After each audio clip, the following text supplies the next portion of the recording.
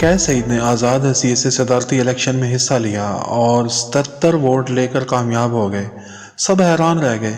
सईद का ताल्लुक किसी पार्टी से नहीं था, वो सियासतदान भी नहीं थे। दूसरे नंबर पे आने वाले नबील अरबों रुपए खर्च करके भी हार गए और सईद ने चंद हज़ार रुपए अपनी कैंपेन पे खर्च किए। 25 उम्मीदवारों में इनको कामयाबी हासिल हुई।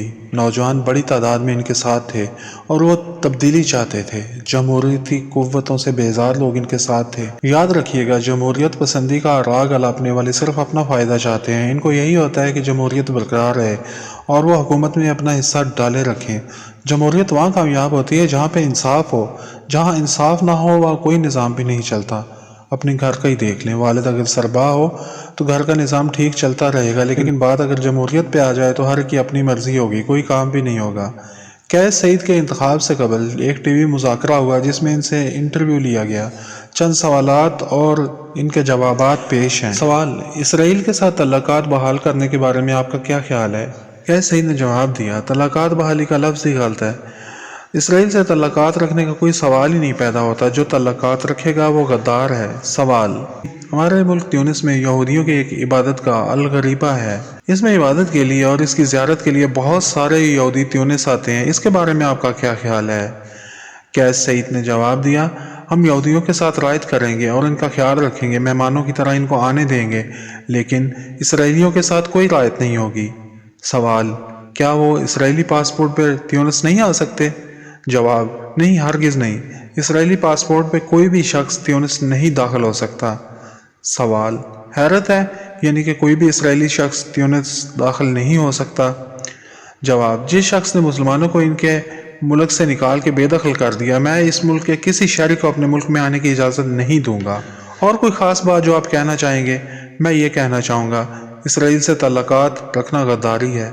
इस वक्त जब पूरी अरब दुनिया में इसराइल से तल्लुकात रखने पे चर्चे हो रहे हैं, कोशिशें हो रही हैं, तो इस वक्त ये बयान देना एक सच्चे मुसलमान का ही काम है, जो दुनियावी फ़ायदे को नज़रअंदाज करके इंसाफ को मद्देनज़र रखता है।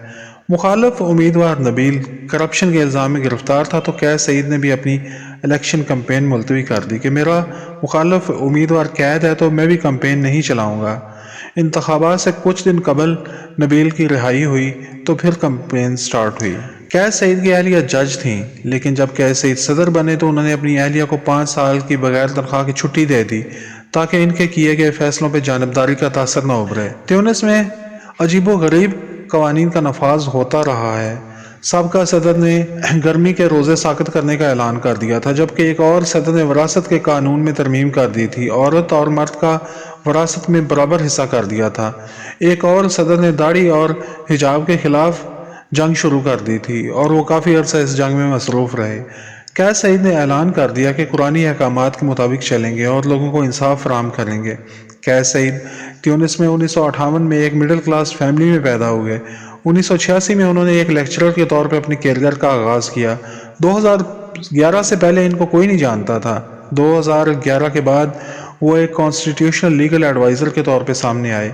सहाफ़ियों ने इनके इंटरव्यूज़ किया और इन इंटरव्यूज़ ने इनको मशहूर कर दिया। कैस सईद को अपने इब्तदाई वक्त में खासी अवामी हमायत मुयस्सर रही थी। इसकी वजह ये थी कि लोग जमहूरी निज़ाम से बेजार हो चुके थे। बार बार जमहूरियत पसंद पार्टीज़ में इक़्तिदार की मुंतकिली और हालात में काबिल ज़िक्र तब्दीली ना होने की वजह से वो जमहूरियत से बेजार हो चुके थे। बहुत सारे लोग ये यकीन कर चुके थे सियासी जमातें बेकार हैं, वो कुछ नहीं कर सकती, ना तो रूटीन के से हटके वो काम कर सकती हैं और ना ही इनके हालात बेहतर करने के लिए कुछ करेंगी। ट्यूनिस की कमज़ोर मईशत, वसी पैमाने पर अदम मसावात, पुलिस तशद्दुद, बदउनवानी और करप्शन का कोई हल नहीं था। वो एक ऐसा लीडर चाहते थे जो एंटी एस्टैब्लिशमेंट हो। सईद इस मेयार पे पूरे उतरते थे। इनकी कोई सियासी पार्टी भी नहीं थी। सईद ने नौजवानों को भी सियासत में शामिल करने का अज़्म ज़ाहिर किया और मुल्क को करप्शन से पाक करने की कसम खाई। अपने अज़्म पे वो आज भी कायम है। इक़्तिदार में आगे सईद ने जान लिया कि जमहूरी निज़ाम आवाम को कुछ नहीं दे सकता। इस निज़ाम में ज़्यादा करप्ट लोग शामिल हैं और वो खुद तो कोई अच्छा काम करेंगे नहीं और होने भी नहीं देंगे। इसलिए उन्होंने पार्लियामेंट को बर्खास्त किया और दोबारा इलेक्शन करवा के अपनी मर्जी के उम्मीदवार नए लोगों को आगे लेके आए। इनकी जद्दोजहद अभी जारी है। जमहूरियत से सदारती निज़ाम नाफिज कर लिया गया है ताकि आवाम के लिए कुछ बेहतर किया जा सके, लेकिन जमहूरी दुश्मन कुव्वतों को ये सब गवारा नहीं था। वो तो इंतज़ार में थे कि वो दोबारा फिर से हुकूमत में आ सके। उन्होंने इनके खिलाफ तहरीक चलानी शुरू कर दी। عوام کو بھڑکانا شروع کر دیا۔ ایک دم سے ملکی حالات بہتر نہیں ہوتے، ان کو تھوڑا وقت لگتا ہے، لیکن انہیں یہ خدشہ لاحق ہو گیا کہ اگر ملکی حالات زیادہ بہتر ہو گئے تو پھر ان کی دال نہیں گلے گی، ملک میں صدارتی نظام ہی چلتا رہے گا اور قیس سعید کو لوگ ہٹانے پہ آمادہ نہیں ہوں گے۔ قیس سعید نے جرأت مندانہ انقلابی قدم اٹھایا اور IMF سے مدد لینے سے بھی انکار کر دیا۔ وہ اپنے ملک کو اپنے دم پہ چلانا چاہتے ہیں۔ یہ بات IMF کو بھی ناگوار گزری۔ ہر اس ملک کے حالات خراب کرنے کی کوششیں شروع کر دی جاتی ہیں جو IMF سے جان چھڑانا چاہے، IMF سے دور رہنا چاہے اور اپنے دم پہ وطن کو چلانا چاہے۔ سوشل میڈیا پہ قیس سعید کے خلاف احتجاج کی تشہیر کی جا رہی ہے تاکہ کسی بھی طرح ان کو ہٹایا جا سکے۔ یاد رہے کہ تیونس کا 1 دینار پاکستانی 88 روپے کے برابر ہے۔